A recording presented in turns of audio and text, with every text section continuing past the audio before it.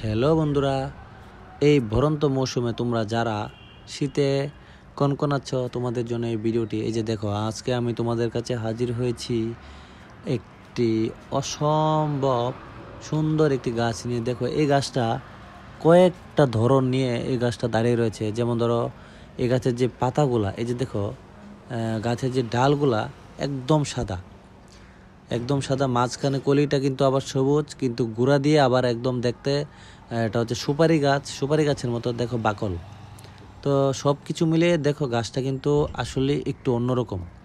দেখো, সুপারি গাছের বাকলের মতো কিভাবে মোটামুটি গাছটা যদি অনেক বড় হতো তাহলে নারকেল গাছ বলতাম, যেহেতু দেখতে অনেকটা ছোট, তো আমি এটাকে সুপারি গাছের মতো বললাম।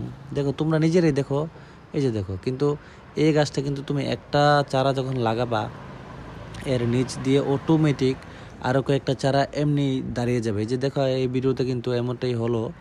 তো এই গাছের যে পাতাগুলা কিন্তু একদম ডালের মতো, ডালের কালারে কিন্তু মাঝখান দিয়ে সাদা, আর সাইডে যেগুলো দেখতে পাচ্ছ এগুলো হচ্ছে সবুজের মধ্যে হালকা গাঢ় হলুদ, হালকা।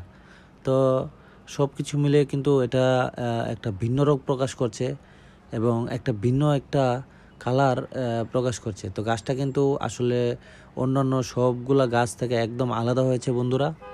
তো এই গাছটা টবে রাখলে কিন্তু বাসায় আর অন্যান্য ফুল গাছের সাথে রাখলে দেখতে একটা অন্যরকম দেখা যাবে গাছটাকে। তো গাইস, আজকের ভিডিওটা এতটুকুই।